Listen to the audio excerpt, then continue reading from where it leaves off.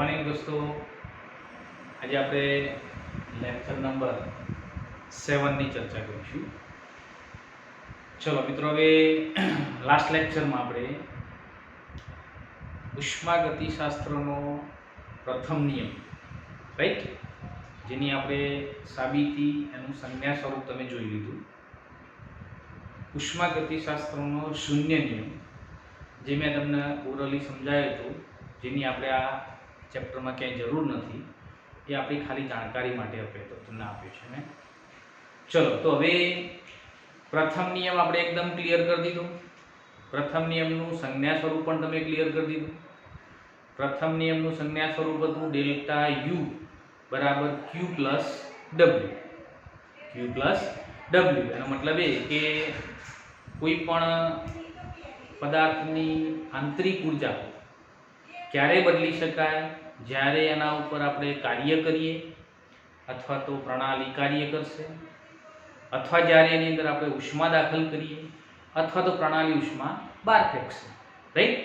ક્યુ અને ડબલ્યુ ટૂંકમાં બંને રીતે આપણે પ્રણાલીની આંતરિક ઉર્જામાં ફેરફાર કરી શકીએ. આ વસ્તુ આપણને ઉષ્માગતિશાસ્ત્રનો પ્રથમ નિયમ તમને સમજાવે છે. પ્રથમ નિયમના વિધાનમાં આપણે એ પણ સમજ્યા કે વિશ્વની ઉર્જામાં કોઈ ફેરફાર, ઇટ મીન્સ કે તમે નવી બનાવી શકતા નથી, ઉર્જાનો નાશ થતો નથી, ફક્ત એનું ટ્રાન્સફોર્મેશન એક સ્વરૂપમાંથી બીજા સ્વરૂપમાં રૂપાંતર થાય છે. ખાસ યાદ રાખજો.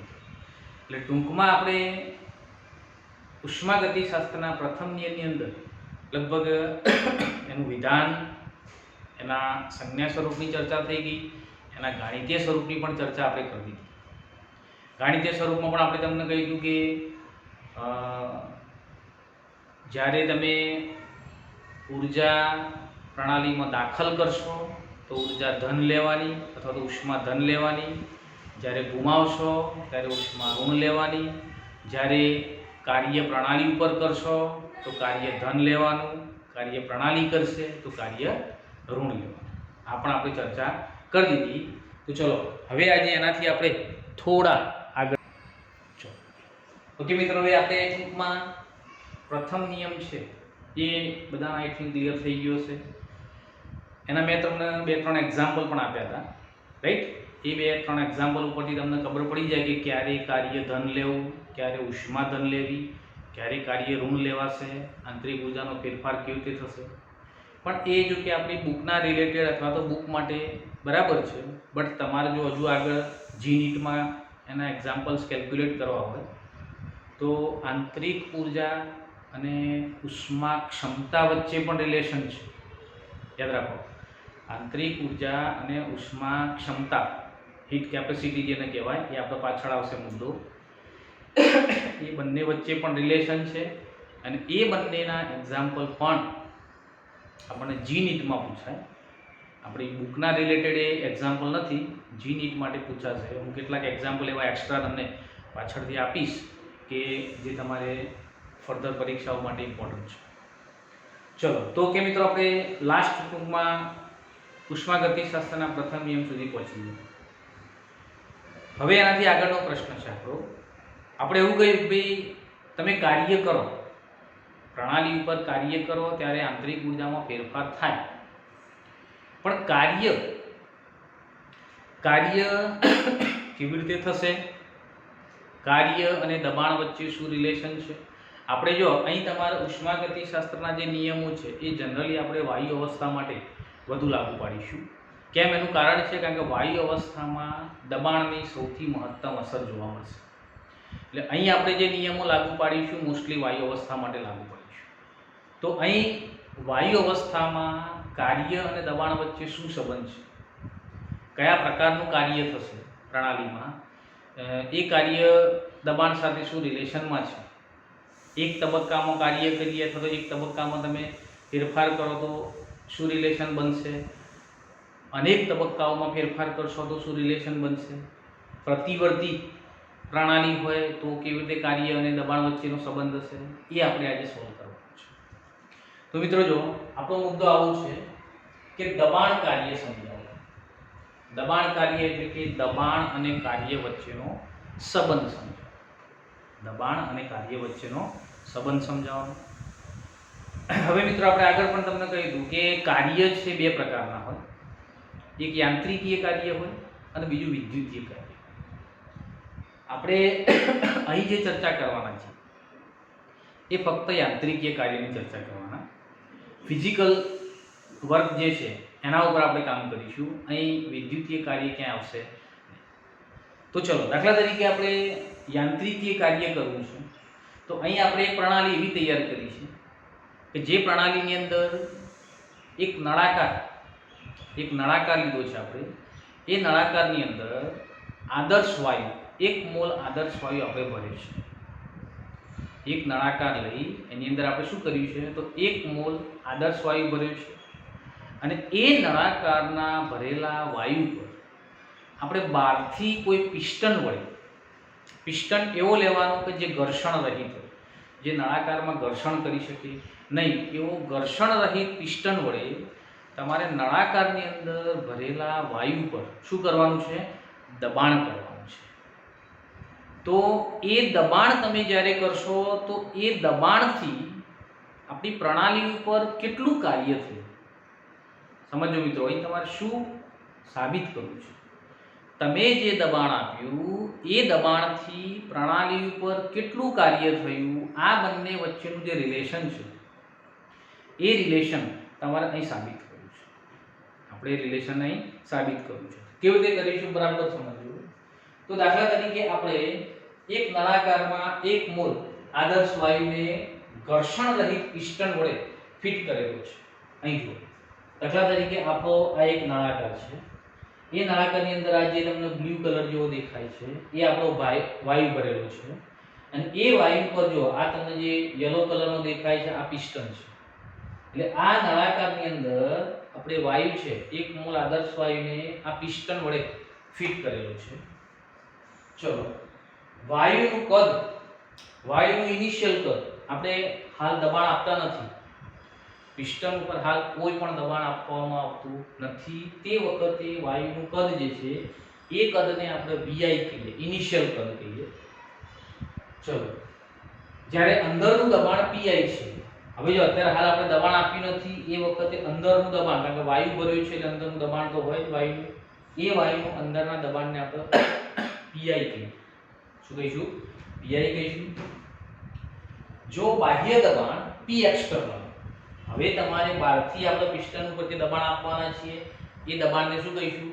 P એક્સટર્નલ કહીશું. એટલે બાહ્ય દબાણ P એક્સટર્નલ હોય જેથી P external greater than PI. બરાબર સમજો. અંદરના દબાણ કરતા બાહ્ય દબાણ કેવું છે? વધુ છે. P external is greater than PI. Initial pressure કરતા external pressure છે it is more. So આ પ્રેશર છે આના કરતા વધુ હોય તો સીધી વસ્તુ છે. જો બહારનું દબાણ અંદરના દબાણ કરતા વધુ હોય તો પિસ્ટન ક્યાં જાય? અંદરની સાઈડે ખસશે. મિત્રો અહીં પણ એ જ થશે. અહીં તમારે બહારનું દબાણ અંદરના દબાણ કરતા વધુ રાખવાનું જેથી પિસ્ટન છે એક જ તબક્કામાં, આ યાદ રાખો પ્રક્રિયા તમારે એક જ તબક્કાની અંદર અને અપ્રતિવર્તી કરવાની છે, રિવર્સ નથી કરવાની. એક જ તબક્કામાં પ્રક્રિયા કરવાની છે અને અપ્રતિવર્તી કરવાની છે. એટલે અહીં ટૂંકમાં તમારે એક જ તબક્કાની અંદર આમ કરીને પ્રેશરથી પિસ્ટન છે એ પિસ્ટનને નળાકારની અંદર આપણે પ્રેશરથી દબાણ કરવાનું. એ પિસ્ટન છે એ પિસ્ટન નળાકારની અંદર ખસશે. ક્યાં સુધી ખસશે? જ્યાં સુધી તમે પિસ્ટન પર લગાવેલું દબાણ અને અંદરના વાયુના સંકોચનથી, કારણ કે સીધી વસ્તુ કે વાયુ પર તમે દબાણ કરશો એટલે વાયુ શું થાય? સંકોચિત થવાનું. એ સંકુચિત થશે, એનું સંકોચન થશે એટલે અંદરનું દબાણ શું થશે? વધશે. આપણે આગળ બોયલનો નિયમ સમજાય છે, pressure inversely proportional to the volume. જેટલું કદ ઘટે એટલું દબાણ વધશે. જેટલું કદ ઘટે એટલું દબાણ શું થાય? વધશે. એટલે અંદરના વાયુનું કદ ઘટે એટલે સીધી વસ્તુ છે કે એનું દબાણ વધશે અને એનું દબાણ વધશે એટલે શું થશે? તમે જે એક્સટર્નલ પ્રેશર કરો છો, બહારથી તમે જે દબાણ આપો છો એ દબાણ અને અંદરના વાયુનું દબાણ બંને સંતુલન સ્થિતિ પ્રાપ્ત કરશે, સરખા થશે. એટલે આપણો પિસ્ટન છે એ અંદર ખસવાનું બંધ કરી દેશે. પિસ્ટન છે એ પછી અંદર ખસી શકે નહીં. બંનેના દબાણ છે કેવા થઈ ગયા? બંનેના દબાણ ઇક્વલ થઈ ગયા. એ વખતે સંતુલન સ્થિતિ પ્રાપ્ત થઈ. પિસ્ટન પછી અંદર જઈ શકશે. ઓકે, તો મિત્રો અહીં જો શું કીધું આપણે? તેથી પિસ્ટન અંદરના ભાગમાં ક્યાં સુધી ખસશે? અંદરનું દબાણ બાહ્ય દબાણ જેટલું થાય ત્યાં સુધી ખસશે. આ ફેરફાર એક જ સોપાનમાં, એક જ સોપાન એટલે એક જ તબક્કાની અંદર આ ફેરફાર આપણે કરવાનો છે. ચલો હવે દાખલા તરીકે તમે દબાણ આપ્યું, એક જ તબક્કાની અંદર આ ફેરફાર કર્યો, અંદરનું પ્રેશર અને બહારનું પ્રેશર છે સ્ટેબલ થઈ ગયું, સંતુલિત અવસ્થામાં આવી ગયું. હવે આપણો પિસ્ટન અંદર ખસતો નથી. ચલો હવે તમારો પિસ્ટન અંદર ખસતો નથી. દાખલા તરીકે જો આ સિચ્યુએશન તમને જોવા મળી. અહીંથી મેં એક તબક્કામાં દબાણ કર્યું, આટલા સુધી પિસ્ટન આવીને ઊભો થઈ ગયો, રાઈટ? હવે અંદર પિસ્ટન જશે ને? કેમ નહીં જાય? કારણ કે એ વખતે અંદરનું જે પીઆઈ છે, ઇન્ટરનલ જે દબાણ છે એ દબાણ અને તમારું બહારનું પી એક્સટર્નલ, એ વખતે આ પીઆઈ અને આ પી એક્સટર્નલ બંને કેવા થઈ ગયા? સમાન થઈ ગયા. સમાન થઈ ગયા એટલે પિસ્ટન છે અંદરની બાજુ ધક્કો મારી શકશે નહીં. તો ચલો એ સમાન થઈ ગયા એ વખતે સીધી વસ્તુ કદમાં શું થયું? ઘટાડો. એટલે એ કદનો જે ઘટાડો છે એ વખતે તમારું જે કદ પ્રાપ્ત થયું, શરૂઆતમાં લીધું હતું એના આપણે વીઆઈ ઇનિશિયલ કદ કહેતા હતા, પણ તમે એક તબક્કામાં દબાણ કર્યું અને દબાણ કર્યા પછી તમારું જે બાકી કદ રહ્યું એ કદને વીએફ કહીશું, ફાઇનલ કદ કહીશું. સીધી વસ્તુ છે કે વીએફ છે એ હંમેશા વીઆઈ કરતા ઘટેલું જ હશે, કારણ કે અહીં આપણે દબાણ કર્યું એટલે ઓલરેડી કદમાં શું થઈ ગયો? ઘટાડો થઈ ગયો. તો અંતિમ કદ જે તમારું મળ્યું મિત્રો એને શું કહીશું આપણે? વીએફ કહીશું. ચલો હવે આ સંકોચન દરમિયાન પિસ્ટન કેટલો ખસ્યો આપણે? તો ધારો કે એ પિસ્ટન જે ખસ્યું છે એ અંતરને આપણે L અંતર કહીએ. આટલાથી શરૂઆતથી પિસ્ટન આટલા સુધી પહોંચ્યું, L અંતર જેટલો પિસ્ટન આપણો અંદર ખસ્યો. અને પિસ્ટનના આડછેદનું ક્ષેત્રફળ કેટલું છે? તો પિસ્ટનનો આડછેદ કેટલો છે? તો રાઉન્ડ છે. રાઉન્ડ એટલે કે ગોળાકાર છે. ગોળાકાર છે એટલે કે વર્તુળ હોય તો વર્તુળનું ક્ષેત્રફળ શું થાય? Pi square. રાઈટ? સમજો તમારે ગણતરી શું કરવી છે? તમારે અહીં કેટલું કદ ખસ્યું, આપણે ગણતરી શું કરવી છે? તો ભાઈ વાયુનું કેટલું કદ ખસ્યું, કેટલું સંકોચન થયું, આ મારે ગણવું છે. કેટલું સંકોચન થયું છે એ ગણવું હોય તો આટલાથી લઈને આટલા સુધી આ જે દબાણ થયું એ સંકોચન થયું કેટલા ભાગનું જો હું ક્ષેત્રફળ ગણી કાઢું, અહીં ઓલરેડી નળાકાર છે. નળાકાર છે એટલે એ શું મળશે તમને? એનું ઘનફળ મળશે, કદ મળશે વાયુનું. તો એ કદ કેટલું હોય તો તમે આટલાથી આટલા નળાકાર સુધીનું ઘનફળ શોધી કાઢો. કેટલું કદ હોય? હવે નળાકારનું ઘનફળ એટલે પાઈ આર સ્ક્વેર h. પાઈ આર સ્ક્વેર કેમ? કારણ કે આડછેદ કેવો છે? ગોળ છે, માટે પાઈ આર સ્ક્વેર. અને h એટલા માટે કારણ કે લંબાઈ છે જેને આપણે h કહીએ, l લંબાઈ છે અને શું કહીશું આપણે? h. તો અહીં તમારા આટલાથી આટલું જે કદ છે એ કદ કેટલું ઘટ્યું અથવા તો કેટલું અંદર પિસ્ટન દાખલ થયો આપણો એ ગણતરી કરવા માટે નળાકારનું ઘનફળ સુધી કરવું. તો અહીં જો કેવી રીતે ગણતરી કરે છે? તો અહીં જો કદમાં થતો ફેરફાર. હવે કદમાં ફેરફાર કેટલો થયો? vi થી vf સુધી કદ ગયું. હવે vi થી vf સુધીનું કદ જે ઘટાડો થયો કેટલો થયો? આટલાથી લઈને આટલો. આ જેટલો ખાલી ભાગ તમને દેખાય એ ખાલી ભાગ જેટલું આ ક્ષેત્રફળ જે છે એ ક્ષેત્રફળ કોના જેટલું છે? તો ખાલી ભાગ જેટલું. કોના જેટલું? ખાલી ભાગ જેટલું. હવે એ ખાલી ભાગનો તફાવત કેટલો થાય? તો જો મિત્રો કદમાં થતો ફેરફાર કેટલો થશે? તો L * તમારા આડછેદનું ક્ષેત્રફળ a આટલાથી લઈને આટલા સુધીનું ઘનફળ. હવે જો L બરાબર દાખલા તરીકે તમે લંબાઈ છે ને આપણે h કહીએ અને અહીં આડછેદનું ક્ષેત્રફળને તમે પાઈ આર સ્ક્વેર કહો, કારણ કે આડછેદ ગોળ છે તો પાઈ આર સ્ક્વેર h થઈ ગયું. હવે પાઈ આર સ્ક્વેર h શું થયું? તો નળાકારનું ઘનફળ. નળાકારનું ઘનફળ એટલે કે કહેવાનો મતલબ કે અહીં આ જે ઘટાડો તમને જોવા મળ્યો કોના જેટલો થયો? આ જે નળાકારનું ઘનફળ જે ઘટ્યું આટલાથી વાયુનું કદ આટલા પહોંચ્યું એટલે આ નળાકાર જે છે એ નળાકારના ઘનફળ બરાબર. કદમાં ઘટાડો કેટલો થાય? એ નળાકારના ઘનફળ બરાબર. અને એ નળાકારનું ઘનફળ ગણતરી કરવી હોય તો L * a. L એટલે કેટલું અંદર ખસ્યું લંબાઈ ગુણ્યા A એટલે આડછેદનું ક્ષેત્રફળ. આ બંનેનો ગુણાકાર કરો એટલે તમને કદમાં થતો ફેરફાર. ફેરફાર એટલે હું શોર્ટમાં કહું છું ઘટાડો. અહીં આપણે ફેરફાર શબ્દ વાપર્યો છે પણ હું શું કહું છું તમને એ ઘટાડો જ સમજવાનો. કારણ કે કદમાં હંમેશા શું થાય ઘટાડો થાય. તો ચલો L into A બરાબર કેટલો તફાવત થયો. હવે પ્રેક્ટિકલી માપવાનો. આ તો આપણે ગણતરી કરી પણ પ્રેક્ટિકલી માપવું હોય તો VF અને VI ઇનિશિયલ અને શરૂઆતનો તફાવત તમે લઈ લો. VF VI જનરલી આપણે V1 V2 કરીએ છીએ એમ અહીં VF VI અંતિમમાંથી પ્રારંભિક બાદ કરી એટલો ઘટાડો થયો. VI VF કરો તો પણ એટલો જ મળશે. અહીં આપણને VF VI આપ્યું છે. ટૂંકમાં તમને ઇનિશિયલ અને ફાઇનલ કદનો તફાવત આપ્યો હોય સીધી વસ્તુ તો એટલો ઘટાડો આપણને જોવા મળશે. ઓકે તો ચલો કદમાં થતો ફેરફાર આપણને મળી ગયો L into A મળી ગયો. આ L into A બરાબર શું કહેવાય તો L into A બરાબર નળાકારનું ઘનફળ થશે. ચલો હવે આપણે દબાણના સંદર્ભમાં કાર્ય કરવાનું છે તો આપણે દબાણ છે એ દબાણને પણ વ્યાખ્યાયિત કરવો પડશે. તો દબાણ બરાબર શું આપણે આગળ તમે સમજ્યા છો. દબાણ બરાબર શું તો બળ ભાગ્યા ક્ષેત્ર. એકમ ક્ષેત્રફળ પર લાગતું બળ એને આપણે દબાણ કહીએ છીએ. આમાંથી હું બળને કરતા બનાવું તો ક્ષેત્રફળ ગુણ્યા દબાણ થશે. તો ચલો બળ બરાબર શું થાય તો દબાણ ગુણ્યા ક્ષેત્ર. ચલો હવે દબાણને આપણે P એક્સટર્નલ આપણે કેટલું દબાણ એપ્લાય કર્યું છે તો P એક્સટર્નલ જેટલું. તો P એક્સટર્નલ જેટલું દબાણ લઈએ અને ક્ષેત્રફળ કેટલું તો આડછેદનું ક્ષેત્રફળ. આડછેદનું ક્ષેત્રફળને આપણે A કહીએ છીએ. તો બળ બરાબર કેટલું લાગુ પડશે તો P એક્સટર્નલ ગુણ્યા A. દબાણ ગુણ્યા ક્ષેત્રફળ એટલે કે P એક્સટર્નલ ગુણ્યા A. આ બંનેના ગુણાકાર જેટલું બળ આપણે આ પિસ્ટન ઉપર એપ્લાય કર્યું છે. આ પિસ્ટન ઉપર આપણે એપ્લાય કરેલું છે.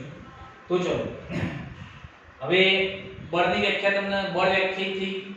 ચલો હવે પિસ્ટન ખસવાથી કેટલું તમે પ્રણાલી ઉપર કાર્ય કર્યું એ આપણે માપવું છે. તો તમે મિત્રો આગળ કાર્ય કોને કહેવાય સમજી લીધેલું છે. એટલે ફિઝિક્સમાં પણ તમે ભણ્યા છો. કાર્ય એટલે શું? કાર્ય એટલે કોઈ પણ વસ્તુ ઉપર બળ લગાવો અને એ બળની દિશામાં કેટલું ખસે છે આ બંનેનો ગુણાકાર એટલે કાર્ય. સમજો બરાબર. તમે કોઈ પણ વસ્તુ ઉપર બળ લગાડો અને એ બળની દિશામાં કેટલું ખસે એને કાર્ય કહેવાય. પછી એવું જરૂરી નથી કે બળ વધુ લગાડ્યું કે ઓછું લગાડ્યું છે. દાખલા તરીકે તમે મોટો ટ્રક હોય એ ટ્રકમાં ગમે તેટલી તાકાત કરો પણ એ ટ્રક છે એ 1 સેન્ટીમીટર પણ તમારાથી ખસી ના શકે. રાઈટ. બટ સાઈડમાં સાયકલ પડી છે એ સાયકલને તમે થોડી તાકાતથી થોડું એને બળ આપો અને એ સાયકલ છે તમે ખસેડો તો એ તમે કાર્ય કરી કહેવાય. પેલા ટ્રક ઉપર ગમે તેટલું તમે જોર કાઢ્યું હોય પણ એ કાર્ય નથી બીકોઝ એ ખસ્યો જ નથી એટલે કાર્ય 0 કહેવાય. પણ સાયકલને તમે ઉઠાવીને સાઈડમાં મૂકી તો એ તમારું કાર્ય છે. એમ કાર્ય મીન્સ વોટ?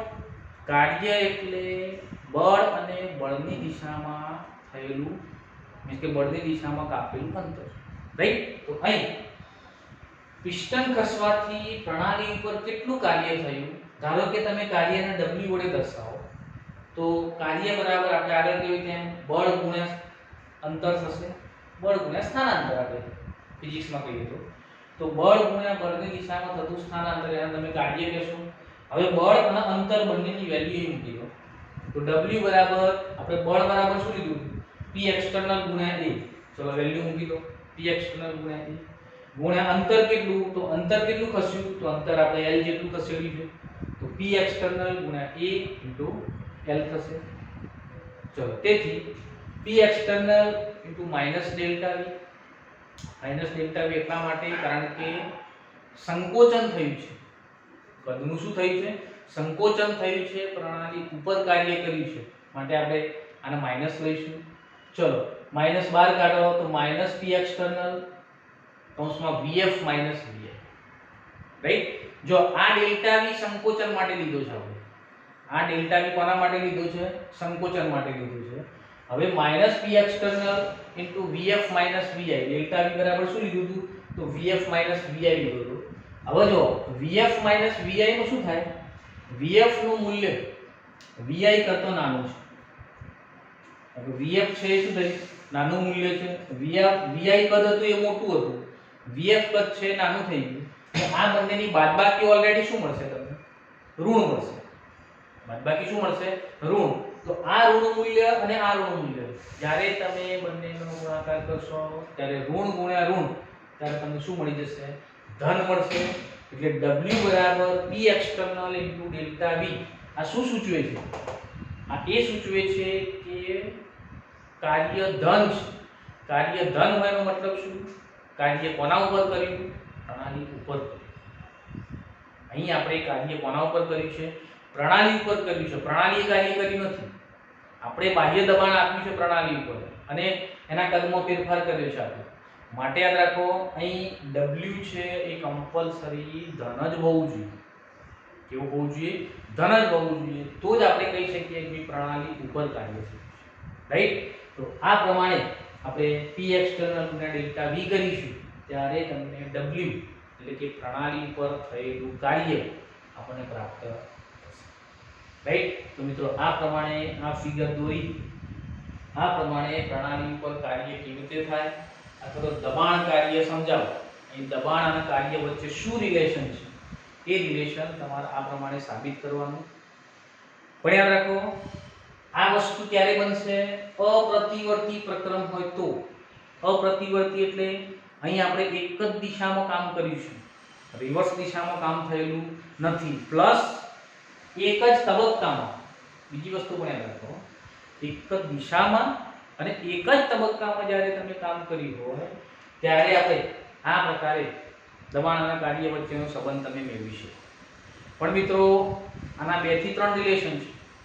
હવે દાખલા તરીકે તમે અપ્રતિવર્તી પ્રક્રમ લીધો હોય પણ સૂક્ષ્મ તબક્કાઓમાં દબાણમાં ફેરફાર કર્યો હોય.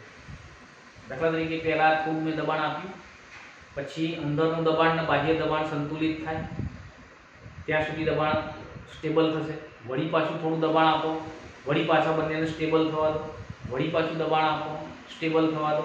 આ પ્રમાણે તમે ધીરે ધીરે સ્ટેપ બાય સ્ટેપ દબાણમાં ફેરફાર કરતા જાઓ અને જ્યારે કાર્ય ગણવાનું થાય ત્યારે કેટલું કાર્ય થયું એની પણ તમારે ગણતરી દર્શાવવી પડે. તો ચલો આના પછી આ એક તબક્કામાં આપણે જોઈએ. હવે આપણે સૂક્ષ્મ તબક્કામાં દબાણમાં વધારો તમે કરતા જાઓ ત્યારે કાર્ય કેવી રીતે થશે એની આપણે ચર્ચા. ઓકે, ચલો આનો સ્ક્રીનશોટ લઈ લો ઝડપથી.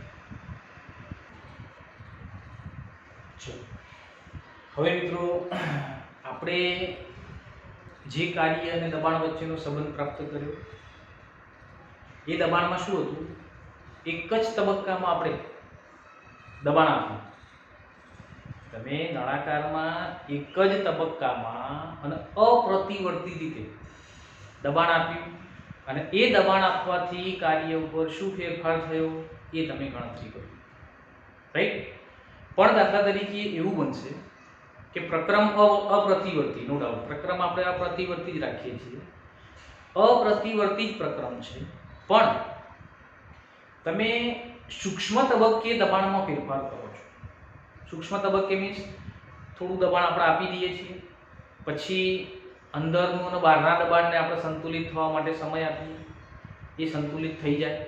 વળી પાછું તમે દબાણ વધારો, વળી દબાણ વધારશો એટલે અંદરનું બહારનું દબાણ થોડો સમય માટે એ સંતુલિત થવા માટેનો સમય લેશે, વળી સંતુલિત થશે. વળી પાછું તમે ત્રીજા તબક્કામાં દબાણ આપો. એ પ્રમાણે તમે સ્ટેપ બાય સ્ટેપ દર વખતે દબાણમાં વધારો કરતા જાઓ. 5 કે 6 તબક્કાની અંદર તમે દબાણમાં વધારો કરો અને તમારા એ દરેક તબક્કામાં કાર્યમાં જે ફેરફાર થયો છે એ કાર્યનો ફેરફાર તમારે જો ગણવો હોય સંકોચન પ્રક્રિયા દરમિયાન અને વિસ્તરણ પ્રક્રિયા દરમિયાન બંને વખતે, તો તમે કેવી રીતે દબાણ અને કાર્ય વચ્ચેનો સંબંધ પ્રાપ્ત કરી શકશો એ આપણે જોઈએ. તો સમજી લો મિત્રો, દબાણ દરેક તબક્કે અચળ ન હોય. પહેલામાં આપણે શું હતું? અચળ દબાણે આપણે કામ કર્યું. એક જ તબક્કાની અંદર અચળ દબાણ આપી દીધું અને આપણું કાર્ય શું થયું એનું રિલેશન હતું. અહીં દબાણ દરેક તબક્કે અચળ નથી. ત્યારે કાર્ય કેવી રીતે મારે ગણવું છે. સમજો બરાબર. જો સંકોચનના દરેક તબક્કે દબાણ અચળ ન પણ હોય તો નિશ્ચિત તબક્કામાં જો એ બદલાતું હોય તો વાયુ પર થતું કાર્ય તમે જેટલા તબક્કામાં દબાણમાં ફેરફાર કર્યો એ તમામ તબક્કાઓના દબાણના ફેરફારથી કાર્યમાં શું ફેરફાર થયો, જેટલા તબક્કાના કાર્યો હોય એ તમામ તબક્કાના કાર્યોનો સરવાળો, ત્યારે તમને કુલ કાર્ય મળશે. ત્યારે આપણને કુલ કાર્ય, કારણ કે જેટલી વખત તમે દબાણમાં ફેરફાર કરો એટલી વખત કાર્ય બદલાય. એટલે જેટલા તબક્કાઓમાં તમે ફેરફાર કર્યો હોય એ તમામ તબક્કાઓના દબાણના કાર્યનો સરવાળો, એ સરવાળો એ તમારું ફાઇનલ કાર્ય બનશે. ઓકે, તો મિત્રો શું કહે છે, તો બધા જ તબક્કાનો કુલ સરવાળા જેટલું આપણું કાર્ય થશે. એટલે કે કાર્ય બરાબર કેટલું થાય, તો -wp ડેલ્ટા v. કાર્ય બરાબર શું થશે, સિગ્મા p ડેલ્ટા v. હવે ચલો અહીં માઈનસ કેમ આપ્યું આપણે, માઈનસ એટલા માટે કારણ કે કદ શું થાય છે, દર વખતે ઘટવાનું છે, સંકોચન પ્રક્રિયા છે, માટે આપણું કાર્ય કેવું જોવા મળશે, તમને માઈનસ જોવા મળશે. ઓકે, ચલો હવે કેવી રીતે થશે, અહીં જુઓ, અહીં આપણને આપ્યું છે કે જો દબાણ અચળ ન હોય અને પ્રક્રમ દરમિયાન એવી રીતે બદલાતું હોય કે તે વાયુના દબાણ કરતો અતિ સૂક્ષ્મ જેટલું વધારે, આ અંદરનો જે વાયુ છે નળાકારની અંદરનો, એ વાયુના દબાણ કરતા એક્સટર્નલ દબાણ અતિ સૂક્ષ્મ જેટલું વધારે આપણે રાખવાનું, જેથી સંકોચન થાય. બરાબર, કારણ કે સંકોચન માટે એક્સટર્નલ દબાણ છે બધું હોવું જોઈએ. તો તમારે દરેક તબક્કે એક તબક્કામાં વધારવાનું, સહેજ વધારવાનું, વળી પાછું એટલે સ્ટોપ કરો, વળી અંદરનું બહારનું બેલેન્સ થાય, પછી થોડું વધારવાનું, વળી પાછું બેલેન્સ થવા દેવાનું, વળી વધારવાનું, બેલેન્સ થવા દેવાનું. આ પ્રમાણે સ્ટેપ બાય સ્ટેપ જુદા જુદા તબક્કાઓની અંદર તમારા દબાણમાં વધારો કરવાનો. દાખલા તરીકે ગ્રાફ જુઓ, આ બાજુ દબાણ છે, આ બાજુ કદ છે. ચલો હવે જો અહીં દાખલા તરીકે હું અહીંથી શરૂઆત કરું, આપણું vi જેટલું કદ છે, ક્યારે, જ્યારે આપણે દબાણમાં હાલ કોઈ ફેરફાર કર્યો નથી. હવે જો અત્યારે અહીં આ 0 છે, 0 પોઝિશન છે, 0 પોઝિશને દબાણ છે, એ વખતે કદ કેટલું છે, vi. ચલો હવે આ બાજુ જે દબાણ વધશે, તો ચલો મેં દબાણમાં વધારો, શું કર્યું આપણે, દબાણમાં વધારો. ચલો દબાણમાં વધારો કર્યો, જેથી શું થશે, આ કદ શું થવા માંડ્યું, તો માઈનસ થવા માંડ્યું. vi છે એ હાઈએસ્ટ, તમે અહીં રિટર્ન આવશો એટલે કદમાં શું થશે, ઘટાડો. એટલે મેં આટલાથી આટલા સુધી એક તબક્કામાં હું આટલાથી આટલા સુધીનું દબાણ મેં વધાર્યું, તો એટલાથી એટલા સુધીનું દબાણ વધાર્યું એટલે જો કદમાં શું જોવા મળ્યું, મને ઘટાડો. હવે જો એ કદનો ઘટાડો આટલા સુધી જ જોવા મળે, પછી આગળ ના ઘટ્યું.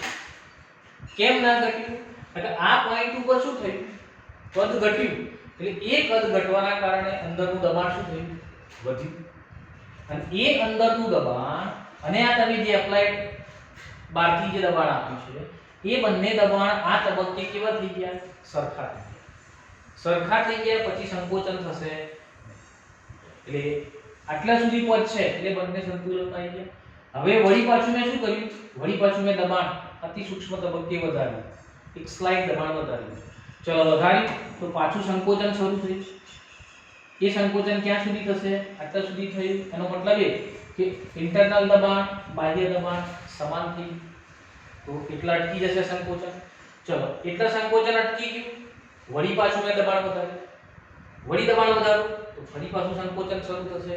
અને ક્યાં સુધી, બંને દબાણ સરખા થાય ત્યાં સુધી સંકોચન થશે, પછી સ્ટેબલ થઈ જશે. ફરી પાછું દબાણ વધારું, ફરી સંકોચન શરૂ થશે. આ તબક્કે આવશો એટલે એક્સટર્નલ ઇન્ટરનલ દબાણ સમાન થઈ ગયું. ફરી પાછું દબાણ વધારું, સંકોચન થશે. આ તબક્કો એવો આવશે કે જ્યાં એક્સટર્નલ દબાણ ઇન્ટરનલ દબાણ સરખું. એનો તમે ગ્રાફ લેશો તો આ પ્રકારે તમને આ ગ્રાફ મળશે. આ ગ્રાફની અંદર દરેક તબક્કે દબાણ અને કદ વચ્ચેનું રિલેશન આપણને આપેલું છે, દરેક તબક્કે. અને ગ્રાફ ઉપરથી તમને સ્પષ્ટ દેખાશે કે દબાણ અને કદ વચ્ચે ઇન્વર્સ વ્યસ્ત પ્રમાણ છે. દબાણ વધારો એટલે કદમાં ઘટાડો થાય. આ તમને આલેખ ઉપરથી ખબર પડી જાય. ઢળતો આલેખ બતાવો છે એટલે ભાઈ દબાણ વધારવાથી કદમાં શું થાય છે? ઘટાડો થાય છે. એ આલેખ તમને મળી જશે. અહીં તમારા ક્ષેત્રફળ ગણવું હોય કદનું, કેટલું ક્ષેત્રફળ થાય છે? તો આ આલેખના નીચે જેટલી પણ આ જગ્યા દેખાય છે તમને, એ જગ્યા તો તમે કેલ્ક્યુલેટ કરશો, ગણતરી કરો, આ બધી જગ્યા આ તમને y ના કદનું ક્ષેત્રફળ આપશે. ઓકે, આ આલેખની અંદરની વાત છે. તો ચલો આ પ્રમાણે રેડી. તો આ પ્રમાણે હું દરેક સૂક્ષ્મ તબક્કે દબાણમાં જો ફેરફાર કરું તો શું થશે? કદમાં ફેરફાર થશે. કદમાં ફેરફાર થાય એટલે અહીં કાર્ય જુદું મળશે. અહીં દાખલા તરીકે W1 કાર્ય થયું, અહીં W2 કાર્ય થયું, અહીં W3 કાર્ય થાય, અહીં W4 કાર્ય થાય, અહીં W5 કાર્ય થાય. રાઈટ? દરેક તબક્કે કાર્યમાં ફેરફાર થવાનો અને આ કાર્યનો કુલ ફેરફાર કેટલો થયો, કુલ કાર્ય કેટલું થયું, તો આ ગણવું હોય તો શું કરવું પડવાનું? W1 W2 W3 W4 W5. એટલે કે તમામ તબક્કાઓમાં જે કાર્ય થયું હોય એ કાર્યનો મારે શું કરવો પડશે? સરવાળો કરવો પડશે, જેને આપણે સિગ્મા p ડેલ્ટા v વડે દર્શાવી શકીએ. શાના વડે દર્શાવી શકીએ આપણે? Sigma p delta v. કારણ કે અહીં જો અહીં હું દબાણ વધારું, કદમાં જે ફેરફાર થયો એને p ડેલ્ટા v વડે દર્શાવી. અહીં પણ સેમ એના જેવું p delta v p delta v p delta v. દર વખતે p ડેલ્ટા v ની ગણતરી કરતા જાઓ, દર વખતે કાર્ય શોધો અને એ કાર્યનો જો હું સરવાળો કરું તો મને દરેક તબક્કે જો હું દબાણમાં ફેરફાર કરું તો કુલ કાર્ય કેટલું મળે એ મને આના ઉપરથી પ્રાપ્ત થશે.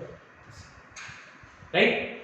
હવે દાખલા તરીકે મારે આવું કરવું નથી, દરેક તબક્કે ગણતરી કરવી નથી, તો મારે શું કરવું પડશે? તો મારે આનું સંકલન કરી દેવું, ઇન્ટિગ્રેશન કરી દેવું પડશે. જો હું આ તફાવત અને દબાણ વચ્ચેના રિલેશનનું જો ઇન્ટિગ્રેશન લઈ લઉં તો પણ મને એ દરેક તબક્કાઓમાં જે કાર્ય થઈ હોય તે કાર્યનો સરવાળો પ્રાપ્ત થશે. તો મિત્રો જુઓ, અહીં જો શું કહે છે આપણને કે જો દબાણ અચળ ન હોય અને પ્રકરણ દરમિયાન એવી રીતે બદલાતું હોય કે તે વાયુના દબાણ કરતો અતિ સૂક્ષ્મ જેટલું વધારે. જો અહીં દબાણ તમારે બહારનું વધારે રાખવાનું. કેમ? બીકોઝ આપણે સંકોચન કરીએ છીએ. બાહ્ય દબાણ જો ઘટી જાય તો સંકોચન થઈ શકશે. ચલો, કદ અતિ સૂક્ષ્મ જેટલું ઘટે, કારણ કે તમે દબાણ સૂક્ષ્મ જેટલું વધારો છો એટલે કદમાં બહુ મોટો ફેરફાર થાય નહીં, એ પણ સૂક્ષ્મ રીતે જ ઘટશે. ચલો, આવા કિસ્સામાં મારે કુલ દબાણ ગણવું, સોરી કુલ કાર્ય ગણવું છે. મેં તમને કહ્યું કેવી રીતે ગણાશે? તો W બરાબર integration of vi to vf, initial કદ vi, અંતિમ કદ vf, p external dv. dv એટલે કદમાં થતો ફેરફાર, p એક્સટર્નલ એટલે બાહ્ય દબાણ. આ સૂત્ર વડે હું અહીંથી લઈને અહીં સુધી જે કદમાં કાર્યમાં ફેરફાર થયો એ તમામ તબક્કાના કાર્યનો સરવાળો આ સૂત્ર વડે હું મેળવી શકું. ઓકે, ચલો એટલે અહીં જો અહીં p એક્સટર્નલ શું છે? તો દરેક તબક્કે p ઇન્ટરનલ પ્લસ dp. આ શું દર્શાવે છે મિત્રો? p એક્સટર્નલ દરેક તબક્કે p ઇન્ટરનલ પ્લસ dp એટલે કે અંદરના દબાણ કરતા સૂક્ષ્મ વધુ છે. આનો મતલબ શું થાય? p ઇન્ટરનલ એટલે કે અંદરનું દબાણ, એના કરતા dp એટલે સૂક્ષ્મ ફેરફાર. dp એટલે બહુ મોટો ફેરફાર નથી. એટલે p એક્સટર્નલ દર વખતે દરેક તબક્કે, આ તબક્કામાં દરેક તબક્કામાં p એક્સટર્નલ એ p ઇન્ટરનલ કરતા સૂક્ષ્મ જેટલું વધુ છે, તો જ સંકોચન થાય, અધરવાઇઝ સંકોચન થશે. ચલો, એટલે ટૂંકમાં તમારે સંકોચન કરવું હોય અને દરેક તબક્કે દબાણમાં ફેરફાર થતો હોય તો કુલ કાર્ય ગણવું હોય તો મિત્રો આ પ્રમાણે જો તમે એનું ઇન્ટિગ્રેશન લેશો તો આપણને કુલ કાર્ય પ્રાપ્ત થશે. પણ કદાચ એવું બને મિત્રો કે સમાન પરિસ્થિતિ તમે રાખો અને જો વિસ્તરણ થતું હોય એટલે કે અહીં તમે પ્રણાલી ઉપર કાર્ય કરો છો, અહીં આપણે પ્રણાલી ઉપર કાર્ય કરીએ છીએ, પણ કદાચ એવું બને કે પ્રણાલી કાર્ય કરશે, વાયુરૂપ પ્રણાલી છે એ પોતે કાર્ય કરે. જો પ્રણાલી કાર્ય કરશે તો શું થશે? તો વિસ્તરણ થાય. અને જો વિસ્તરણ થાય તો કદમાં શું થાય? વધારો થાય. કદમાં વધારો ક્યારે થાય? કે ઇન્ટરનલ દબાણ કરતા બાહ્ય દબાણ કેવું હોય? ઓછું થાય. અંદરના દબાણ કરતાં બાહ્ય દબાણ જો ઓછું થાય તો જ બહારની સાઈડે દબાણ થઈ શકે, અને જો બહારની સાઈડે દબાણ થાય તો જ કદમાં વધારો થશે. તો મિત્રો યાદ રાખો કે સમાન પરિસ્થિતિમાં જો વિસ્તરણ પ્રક્રમ હોય તો બાહ્ય દબાણ હંમેશા પ્રણાલીના દબાણ કરતાં કેવું હશે? ઓછું હશે. અને એવા સમયે P external બરાબર આપણે આવું લખી શકીએ કે P internal minus dP. P external એ P internal minus dP એટલે કે P external એ P internal કરતાં dP જેટલું ઓછું હશે. dP જેટલું કેવું હશે? ઓછું હશે તો જ એ બહારની સાઈડ એક્સપાન્શન થાય, રાઈટ? વિસ્તરણ થાય. એટલે આ યાદ રાખવાનું કે જો વિસ્તરણ પ્રક્રિયામાં આપ્યું હોય તો આ રિલેશન આપણે યાદ રાખવાનું, અને જો સંકોચન પ્રક્રિયામાં આપ્યું હોય તો આ રિલેશન આપણે યાદ રાખવાનું. ઓકે? તો મિત્રો આ જે છે એ ક્યારેય દબાણ દરેક તબક્કે અચળ ન હોય ત્યારે આ પરિસ્થિતિ તમારે ધ્યાનમાં રાખવાની છે. ઓકે? તો આ પ્રમાણે યાદ રાખવાનું. એક જ તબક્કામાં થાય તો શું કરવાનું?